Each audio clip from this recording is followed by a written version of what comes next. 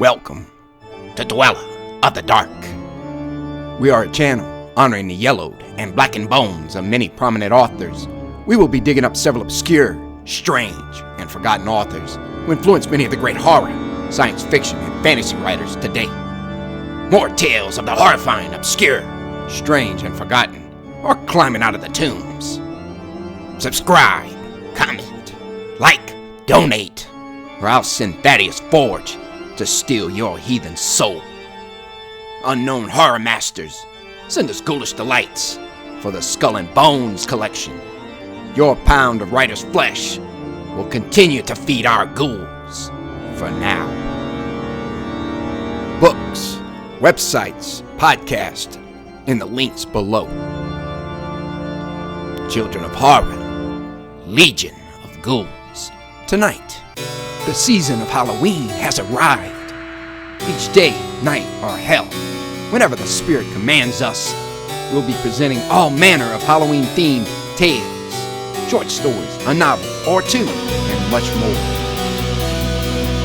Tonight, Darkness by Lord Byron, published in 1816 for The Prisoner of Shalom. I had a dream, which was not all a dream.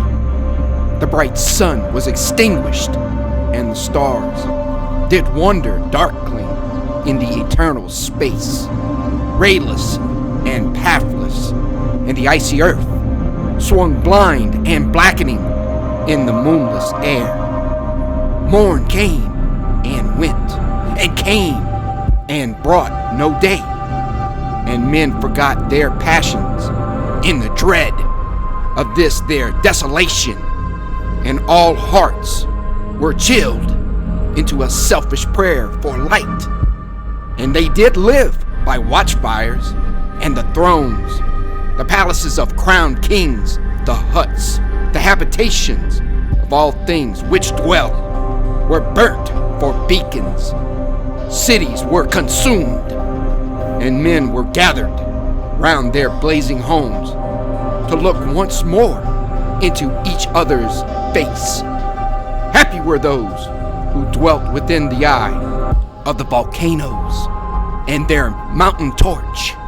A fearful hope was all the world contained. Forests were set on fire, but hour by hour they fell and faded, and the crackling trunks extinguished with a crash, and all was black. The brows of men, by the despairing light, wore an unearthly aspect. As by fits, the flashes fell upon them. Some lay down and hid their eyes and wept, and some did rest their chins upon their clenched hands and smiled, and others hurried to and fro and fed their funeral piles with fuel, and looked up with mad disquietude on the dull sky, the pall of a past world, and then again with curses cast them down upon the dust, and gnashed their teeth and howled. The wild birds shrieked, and terrified did flutter on the ground, and flapped their useless wings. The wildest brutes came tame and tremulous, and vipers crawled and twinned themselves among the multitude. Hissing but stingless, they were slain for food, and war, which for a moment was no more, did glut himself again. A meal was bought with blood, and each sate sullenly apart, gorging himself in gloom. No love was left. All earth was but one thought, and that was death, immediate and inglorious, and the pain of famine fed upon all entrails. Men died, and their bones were tombless as their flesh. The meager by the meager were devoured. Even dogs assailed their masters, all save one, and he was faithful to a corpse, and kept the birds and beasts and famished men at bay, till hunger clung them, or the dropping dead lured their lank jaws.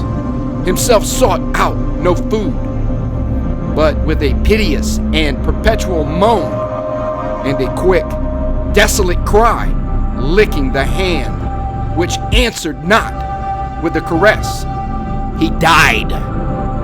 The crowd was famished by degrees, but two of an enormous city did survive, and they were enemies. They met beside the dying embers of an altar place, where had been heaped a mass of holy things. For an unholy usage, they raked up and shivering scrapped with their cold skeleton hands the feeble ashes, and their feeble breath blew for a little life and made a flame, which was a mockery. Then they lifted up their eyes as it grew lighter, and beheld each other's aspects, saw and shrieked and died. Even of their mutual hideousness they died, unknowing who he was upon whose brow famine had written fiend. The world was void, the populous and the powerful was a lump, seasonless, herbless, treeless, manless, lifeless, a lump of death, a chaos of hard clay. The rivers, lakes, and ocean all stood still, and nothing stirred within their silent depths.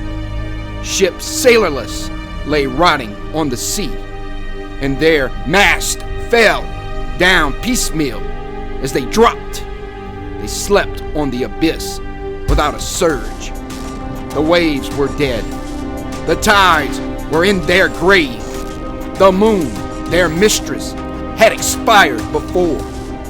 The winds were withered in the stagnant air, and the clouds perished. Darkness had no need of aid from them. She was the universe.